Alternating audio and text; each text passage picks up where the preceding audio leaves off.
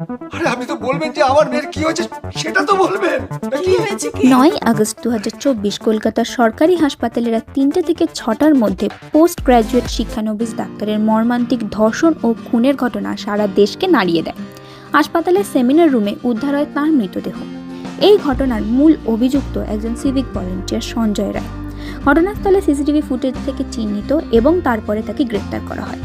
এই নৃশংস ঘটনায় সারা পৃথিবী জুড়ে ওঠে প্রতিবাদের ঝড়। এক সাধারণ মেয়ে যার স্বপ্ন ছিল মানুষের সেবা করা, তার স্বপ্ন ভেঙে চুরমার হয়ে যায়। অকালে হারিয়ে গেল একটি উজ্জ্বল প্রাণ, আর এক বুক শূন্যতা নিয়ে বেঁচে রইলেন মা বাবা।